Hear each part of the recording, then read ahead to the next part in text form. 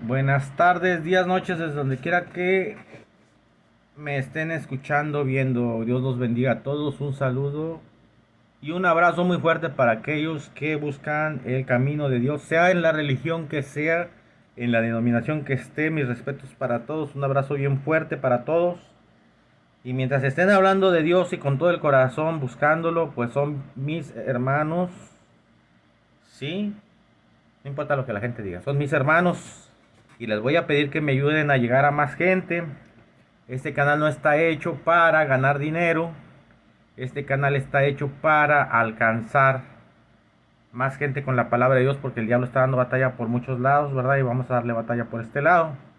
Entonces, si acaso llegas a ver este video y eres hijo de Dios y te gusta y quieres ayudarme a llegar más gente, apóyame dejando un like, una manita arriba, ¿sí? O suscribiéndote, o dejándome un comentario de apoyo por ahí en los comentarios. Son bien recibidos los comentarios, ¿sí? Para que la plataforma de YouTube tome en cuenta los videos y los recomiende, porque si no la plataforma de YouTube los deja en el olvido. Entonces, vamos a contribuir con eso, ¿sí? Vamos a hacer eso para alcanzar más gente, ¿sí? Que Dios me los bendiga a todos, ¿sí? Y vamos a pasar al tema de esta tarde, un tema que está centrado hoy en el libro de Jeremías, en el profeta Jeremías. Encontramos, en el libro del profeta Jeremías, encontramos una lectura muy bonita que nos va a hacer referencia de el por qué debemos de ir a la iglesia y por qué debemos de congregarnos y por qué es tan importante. Ya vimos en otras ocasiones lo que es el poder del Espíritu Santo. Ya hablamos sobre quienes no creen en el poder del Espíritu Santo. Pero ya dimos demostraciones que el Espíritu Santo se mueve desde el principio de la creación. Dice que se movía sobre la faz de las aguas. Ya lo vimos. Ya lo vimos el Espíritu Santo descendiendo en forma de corporal de paloma. Dice la palabra de Dios cuando Jesucristo es bautizado. Entonces vimos, y si seguimos explorando la Biblia, vamos a ver el Espíritu Santo de nuestro Padre Celestial presente en todos lados, hermano. Porque así debe de ser. Solo aquellos que Dios no les concede entendimiento espiritual no alcanzan a verlo y niegan el poder del Espíritu Santo y dicen que no se mueve y que no pasa nada. ¿Por qué? Porque yo se los he dicho siempre que no podemos hablar de algo que no hemos vivido. Si ellos dicen que el Espíritu Santo no se siente, no se mueve y no se puede sentir, es porque en ellos ni se ha movido ni lo han podido sentir. Entonces, ¿cómo pueden hablar de algo que no conocen? ¿Verdad? Les concedo razón en que piensen que no existe y que no se siente porque ni lo han vivido ni lo han sentido. O sea, tienen mucho conocimiento en la palabra, se pueden saber todos los versos de memoria, al revés y al derecho, toda la Biblia al revés y al derecho, pero simplemente no haber tenido un encuentro con Dios jamás. ¿Sí? ¿Y por qué pasa? Hay mucha gente que se sabe la palabra, el diablo se la sabe al revés y al derecho. A Jesucristo se los he dicho, lo tentó en el desierto, ¿sí? Utilizando la palabra de Dios. Entonces, que sepas la palabra de Dios y los versículos de memoria no quiere decir que eres hijo de Dios o que el Espíritu Santo está en tu vida. Cuidado, cuidado, ¿sí?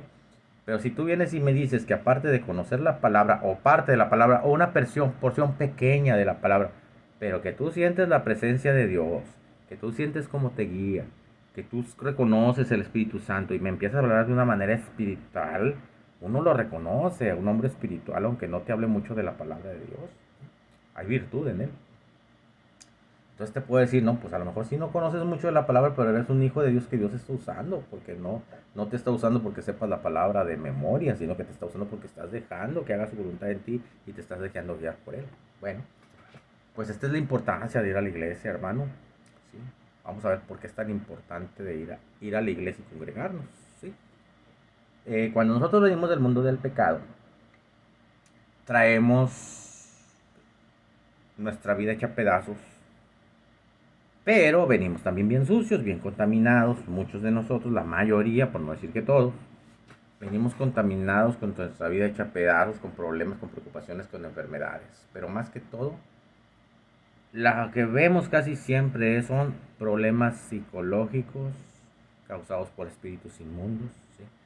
Que sumen al hombre o a la mujer en un estado de tristeza, de sufrimiento, de preocupación, de abandono, de culpa, de enfermedad y de muchas cosas más. Porque el espíritu inmundo así trabaja.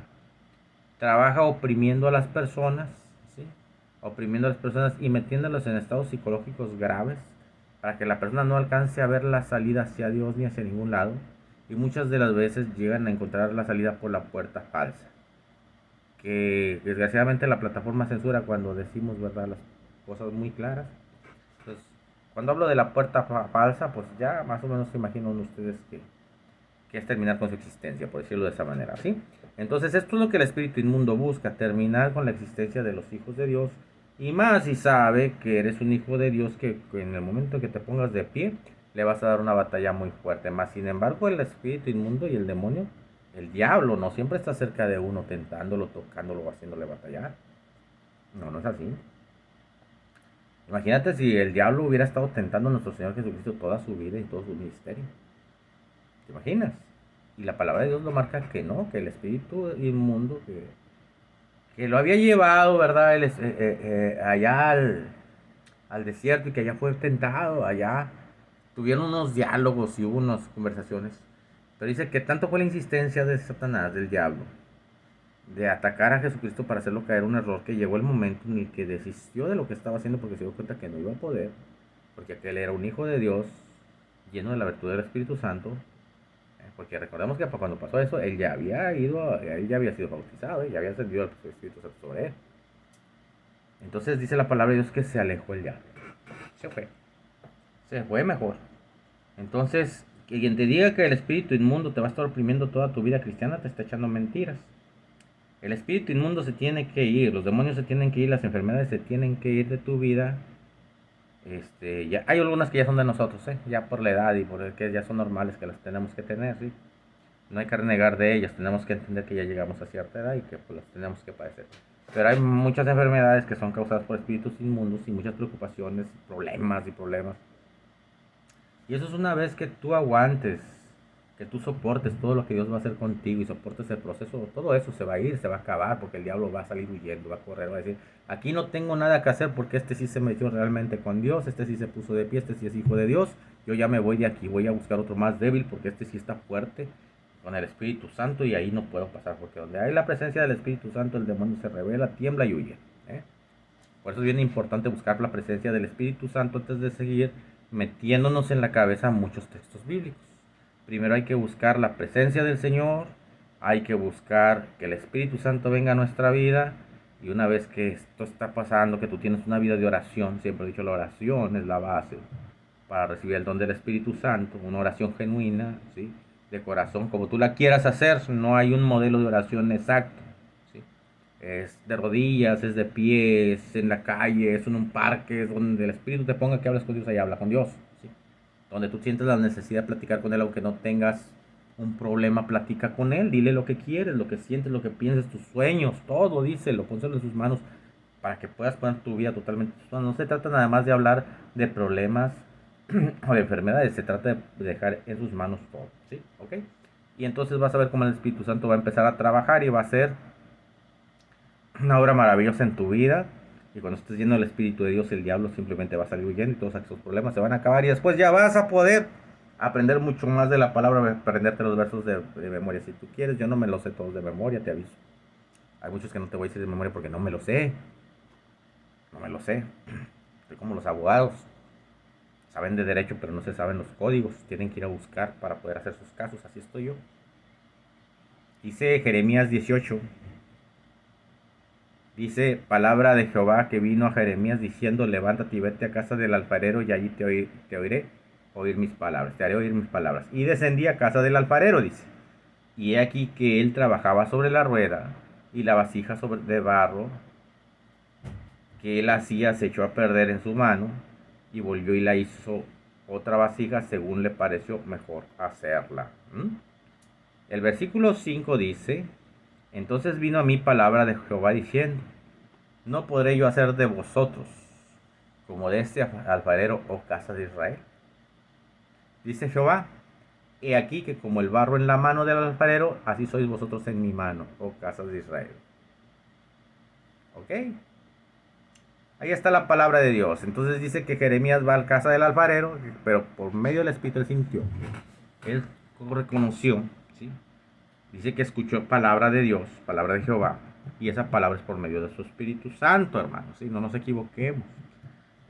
Vino a mí, dice palabra de Jehová que vino a Jeremías diciendo, levántate y vete a casa del alfarero.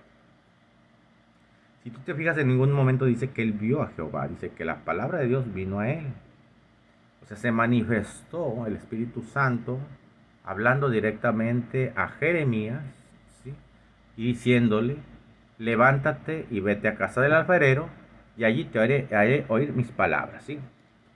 Entonces, algo que no quiere el diablo que pase es que tú llegues a la iglesia. Eso no va a querer que pase. Para que tú no llegues a la iglesia, el diablo te va a poner muchos problemas, muchas preocupaciones, muchas trabas para que tú alcances a llegar. Y cuando estés en la iglesia, pues vas a ver malas caras, malas personas, o sea, muchas cosas que si tú pones atención en todo eso, el único resultado es que tú ya no vas a ir a la iglesia. Que eso es lo que quiere el diablo, que tú no vayas a la iglesia. ¿Por qué el diablo querrá que no vayamos a la iglesia y que no asistamos? Que veamos los errores de nuestros pastores, de nuestros hermanos, que todo está mal, ¿verdad? ¿Por qué quedará el diablo que nuestro ojo sea malo y veamos nomás lo malo en las iglesias? Te voy a decir una cosa, no hay una iglesia perfecta y no hay una congregación que no tenga problemas y no hay una congregación en la que no haya gente mala, de malos pensamientos o que se comporte mal. ¿Sabes por qué? Porque una iglesia es como un hospital de sanidad del alma. Sí, es como un hospital de sanidad del alma donde Dios reúne un gran número de personas y de pueblo que generalmente todos traen su alma dañada y por lo mismo traen ideas, pensamientos y costumbres no adecuadas. A veces la costumbre es simplemente levantar falsos o chismes o cosas así con lo que ellos vienen batallando o mentir. Pero Cristo así los rescató. Cristo así los rescató a todos los que están dentro de la iglesia, pero ¿para qué los rescató? Jesucristo rescató personas para transformarlas, para darle vida, para cambiarles la vida, para perdonarles sus pecados y hacer transformaciones hermosas en ellos, para que después sean sus seguidores. ¿Cuánto tiempo va a durar el proceso de transformación? No lo sabemos. Yo soy una persona que quiero que sepas que llegué a un pastorado gracias al poder de Dios, no a mi poder. Y sin embargo, yo siento que Dios no ha terminado su obra en mí. Siento que Dios tiene que cambiar muchas cosas en mi actitud, en mi modo, en mi persona. ¿Sí? A lo mejor tengo un mal carácter, no sabemos. Pero yo siento que Dios tiene todavía que trabajar mucho en mí. Bastante, cambiar muchas cosas. Yo te estoy hablando de Dios y enseñándote la palabra. Y yo también estoy aprendiendo en el momento que escudriño la palabra. Pero mi vida está en manos de Dios para que Dios siga moldeándome día tras día. Porque siempre va a haber algo que Dios cambie en mi vida al igual de todos nosotros. Cada uno de nosotros Dios nos va a seguir cambiando. Entonces el proceso es largo. No porque bajaste a las aguas del bautismo, recibiste el don del Espíritu Santo, tú ya cambiaste. No, el proceso sigue. Y el Espíritu Santo sigue trabajando con tu vida. Y día tras día va cambiando cosa por cosa. Porque el cambio no es repentino, ni es todo a la vez. Ni es todo a la vez. No puedes cambiar todo tu carácter, tus defectos de carácter, tus problemas, tus pensamientos, tu forma de vida. No lo puedes cambiar de la noche a la mañana. No, eso es un imposible. El hombre que va y cambia todo de la noche a la mañana generalmente termina yéndose de la iglesia. Porque el cambio entonces no lo hizo Dios. Él dejó de hacer todo lo malo, pero obligándose a hacerlo, sin que Dios lo haya hecho ese cambio. Pero aún si tú vas a una terapia psicológica en el mundo, cuando tú tratas de decir que quieres cambiar tu vida, no te van a cambiar todo tu entorno ni toda tu forma de ser, sino que van a agarrar una cosa a la vez, una conducta a la vez para cambiar. ¿Sí? Igual en un niño, si tú quieres cambiar la conducta de un niño que ya está maleado, que es mal educado, no trates de cambiarlo y corregirlo todo completo, no, agarra una conducta a la vez. Si el niño deja tirados los zapatos, no los recoge, bueno, pues enséñale un día, 2 días, 3 días a recoger sus zapatos hasta que él forme el hábito de recoger sus zapatos. Ya cuando él forme ese hábito, bueno, ahora empieza a trabajar en otra conducta, ¿sí? En otra conducta para que él vaya modificando una y luego otra y luego otra y se le haga fácil, porque si le avientas todo de un golpe, nada más va a salir corriendo, no va a aguantar. Entonces, así somos nosotros también en el camino de Dios. El cambio de nosotros también es lento y Dios va quitando cosa por cosa de lo que nos va limpiando. Entonces, por tanto, el proceso es largo. El proceso es largo, el camino es largo por recorrer para llegar a la santidad. Aquí lo que interesa es el corazón dispuesto de nosotros para recibir ese cambio y para recibir a Dios en nuestro corazón y su Espíritu Santo, a nuestro Señor Jesucristo, y permitir que el Espíritu Santo vaya trabajando día tras día con nuestra vida, quitando lo bueno, quitando lo malo y dejando lo bueno poco a poco. Admitirlo de corazón y entender de corazón que estábamos equivocados. Bueno, para eso sirve ir a la iglesia. Pues no vayamos a verla ni a la cara del pastor ni a los hermanos, ¿sí? Porque es lo que el diablo quiere para que nos alejemos. ¿Qué le dijo la palabra de Jehová a Jeremías? Levántate y vete a casa del alfarero, que en este caso es la iglesia, la casa del Padre, y ahí te haré oír mis palabras, porque ahorita pues estoy oyendo la palabra de Dios por medio de esta predicación.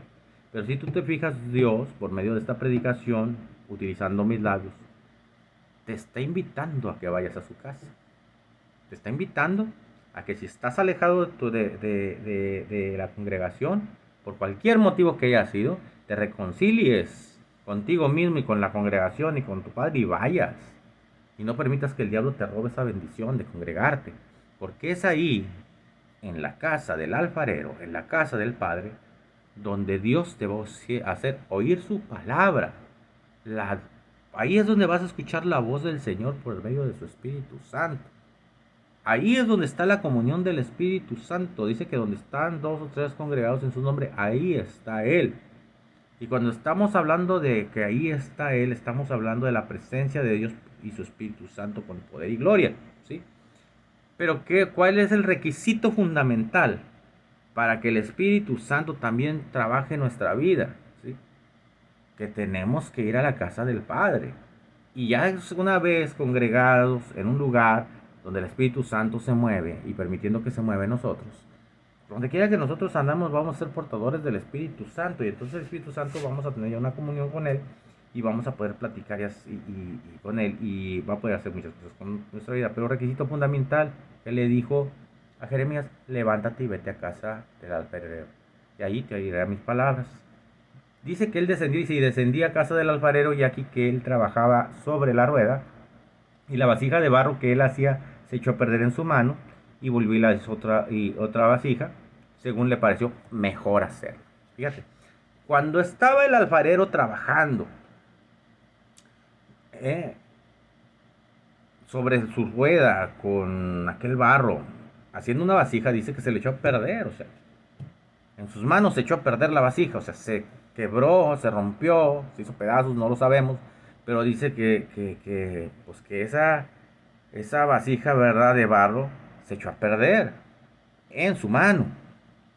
Dice que la agarró y que la hizo nueva, mejor como él le pareció. ¿Por qué? Mira, psicológicamente hay una técnica que se llama la técnica de destrucción del alma. Así se llama una técnica psicológica que utilizan muchos psicoterapeutas y dañan mucho a veces a las personas. Porque esa técnica de destrucción del alma se trata de llegar a lo más profundo de los problemas de la niñez de la persona más conocida o abusado y revivírselos. Revivirle esos problemas, ¿sí? Para que una vez revividos esos problemas y llevando a la persona al límite, al fondo, casi al límite del suicidio, poder de ahí empezar a trabajar con la persona cosa por cosa hasta reconstruir su vida, ¿sí? Y que vaya sanando todas esas heridas y que salga adelante. Pero es una técnica muy peligrosa porque baja a la persona a un estado emocional en el que puede llegar incluso a atentar en contra de su integridad física, ¿sí? De cualquier modo. Entonces la técnica de la destrucción del alma es una técnica que es muy peligrosa cuando la utilizan, y casi siempre la utilizan psicólogos pues que ya son muy viejos, que ya aprendieron hace muchos años y que no saben las nuevas técnicas que hay, ¿verdad? Hoy en día existe, no es una técnica psicológica, pero existe lo que se llama liderazgo emocional, que es trabajar con las emociones de las personas para lograr cambios positivos. Yo veo algo en ti bueno, te hago sentir bien en ese terreno específico, te apoyo, pero aparte te doy de refuerzo, o sea, de premio, el decirte que está muy bien, que eres de los mejores, que le eches ganas, que estoy muy contento con tu trabajo. Siempre tener una actitud bien positiva, ¿verdad? Y eso sirve mucho en las empresas, ¿eh? Tener una actitud en la que la persona se sienta tu amigo y la persona termina haciendo todo lo que tú le indicas. Ese es liderazgo emocional. Y ese tipo de liderazgo emocional era el que utilizaba nuestro Señor Jesucristo, por eso tenía tantos seguidores, ¿sí? Luego hablamos de ese tema, porque van a decir que no, pero luego nos adentramos a ese tema. Por ahorita lo que estamos hablando es de la técnica de la destrucción del alma, porque dice la palabra de Dios aquí que a este alfarero, hablando de nuestro Padre, se le rompió la vasija en sus manos que estaba haciendo y que la volvió a hacer nueva según él la quería hacer, ¿sí? Como él la quería hacer. Cuando nosotros llegamos ante nuestro Señor Jesucristo, llegamos con la vida destrozada, ¿sí? Con tantos problemas, llegamos a la casa del Padre, a la casa del alfarero. Y una vez que nos arrodillamos en oración, si lo hacemos de corazón, nos quebrantamos. A muchos nos ha pasado que nos quebrantamos al confesar nuestros pecados, nos quebrantamos, ¿sí?, a tal grado que nos sentimos, ¿verdad?, tan mal, pero inmediatamente, a mí me pasó muy en lo personal, inmediatamente que yo estaba arrepintiéndome de toda la maldad que yo había hecho y todas las cochinadas que yo había hecho, todo lo malo que yo había hecho en mi vida. Inmediatamente que yo estaba orando y pidiéndole al Padre una sola oportunidad de vida, y le dije yo que no regresaba atrás. Con una sola oportunidad que el Padre me diera, porque yo sabía que yo no era merecedor del perdón, hermano, ¿sí? En ese momento yo siento la presencia del Espíritu Santo, siento ese calorcito, esa energía tan hermosa, como si me estuvieran abrazando. Reconozco que es Él en mi estado de pecado y digo, no puede ser cierto. Yo no me merezco tu presencia, y peor, empiezo a llorar yo como un niño, sabiendo que Dios me había tomado en cuenta porque estaba sintiendo su presencia, ¿eh? Entonces yo sabía que ahí estaba Él conmigo y que estaba tomando en cuenta todo lo que estaba diciendo, ya se había hecho presente, pero yo no era merecedor. Entonces peor, terminé yo en un llanto, ¿sí?, de agradecimiento con mi Padre Celestial por lo que estaba haciendo en mi vida, reconociendo yo que no me lo merecía, ¿sí? Entonces es el momento cuando esa vasija que somos nosotros se rompe. Ese es el momento precisamente en adoración, en oración, en el culto, en la iglesia, donde la vasija se rompe.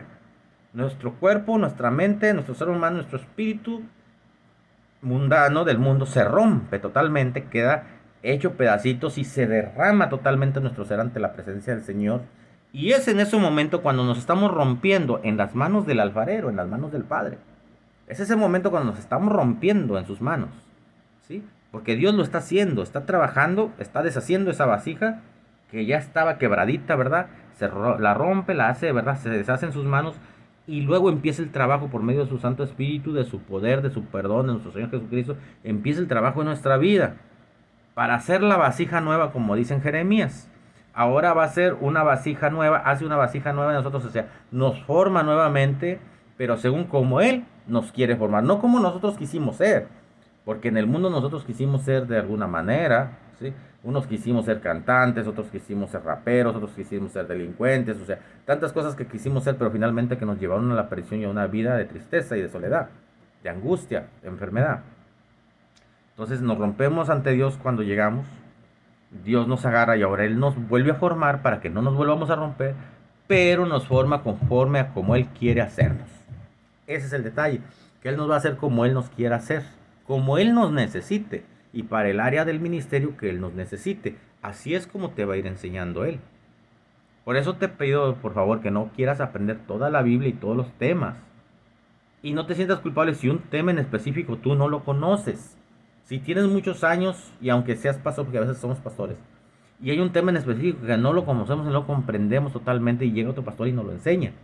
Y decimos, entonces todo lo que yo soy pastor, no soy pastor realmente porque no sé. No te equivoques. No llegas a un pastorado porque tú sepas mucho, porque seas muy sabio, porque te sepas la Biblia completa.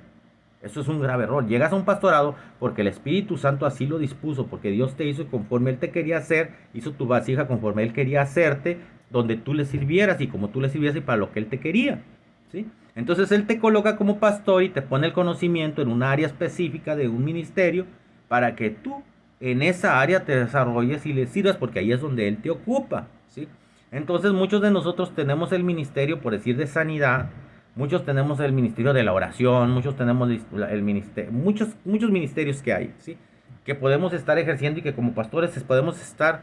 Dios nos puede especializar en ese tema sin que nos especialice el hombre. Dios concretamente nos da la sabiduría y el conocimiento en ese tema específico, y ahí es donde tenemos que trabajar, ¿sí? Si tú tienes, por decir, un don para predicar y explicar las cosas tan sencillas que todos las entiendan sin necesidad de meterte tanto en textos y textos y textos y textos bíblicos, sino que terminas enseñando la consistencia de Dios con uno o dos textos, eso es una ventaja, ese es un don, El Padre te está dando ese don, primero, de discernir la palabra y segundo, de interpretarla de tal manera que puedas comunicarla después a la gente de una manera simple y sencilla y que la gente la termine entendiendo. Entonces, esto es un don, este es un ministerio también, pero en ese ministerio a lo mejor Dios no te dio el ministerio, por decir, de la profecía, de poder entender una profecía, desmenuzarla palabra por palabra, con tiempos, con matemáticas bíblicas, con todo. A ti no te lo dio ni a mí, pero a lo mejor se lo dio a otro pastor. Bueno, entonces yo